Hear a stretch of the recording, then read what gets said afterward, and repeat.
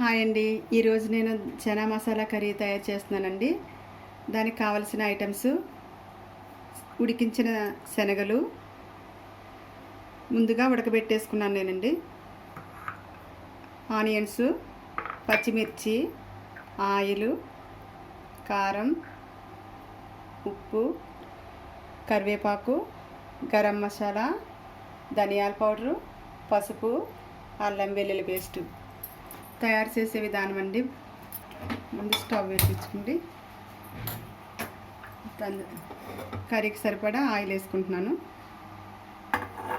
2 spoons 3 spoons కానీ వేసుకోవచ్చండి సరిపడా.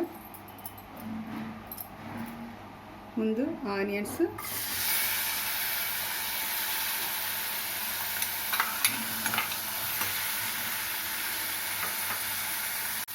ఇలా కలుపుకోవాలి. ఆనియన్స్ వేసిన తర్వాత కొంచెం టైము వేగినంత వరకు మూత పెడదాము. వేగినంత వరకు మూత పెడదాం. A few moments later.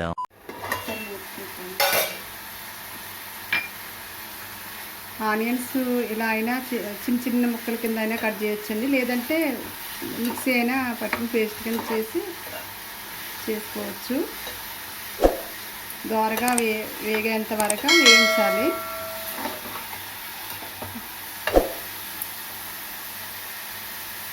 ఒకసారి మూత తీసి చూద్దామండి, కలుపుదాము ఒకసారి.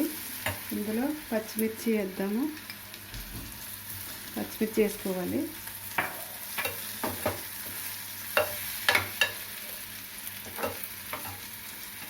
అల్లం వెల్లుల్లి పేస్ట్ వేసుకోవాలి. ఇందులో సరిపడా సాల్ట్ అండి కర్రీకి.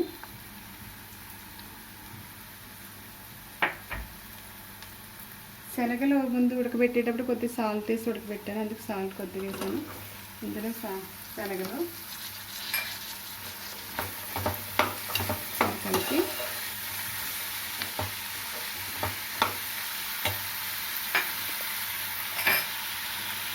ధనియాల పౌడర్ 1 స్పూన్,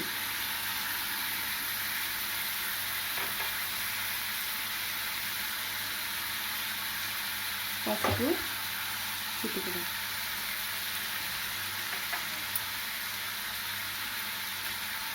కారం సరిపడా కొద్దిగా,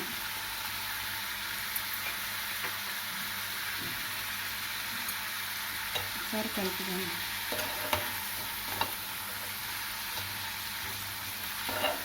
శుభ్రంగా కలుపుకుండి ఒకసారి మూత పెడదాము.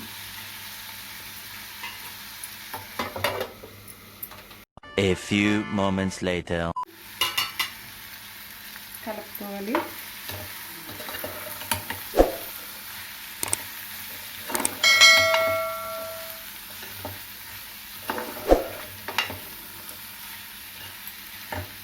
కలుపుకున్న తర్వాత కొద్దిగా వాటర్ ఇందులో వేసుకోవాలి. కర్రీకి సరిపడా వాటర్ వేద్దామండి. శనగ కర్రీ ఇది ములిగేంత వరకు వాటర్ పోయాలి. అది మూత తీద్దామండి. ఆయిల్ పైకి వచ్చింది. కర్రీ రెడీ అయినట్టే. ఇందులో కొంచెం గరం మసాలా వేసుకుందాం. ఇందులో గరం మసాలా వేసుకుందామండి. ఈ స్పూను కన్నా 1/2 స్పూన్ వేసుకుంటే సరిపోతుంది కర్రీని బట్టి. ఒకసారి కలిపి ఇందులో కరివేపాకు వేసుకుందాం. పెద్ద పెద్ద రెబ్బలుగా ఉన్నాయని ఇవి కొంచెం కట్ చేస్తున్నాను నేను. ఇది మసాలా కర్రీ కదా, అందుకని కరివేపాకు వేసాను.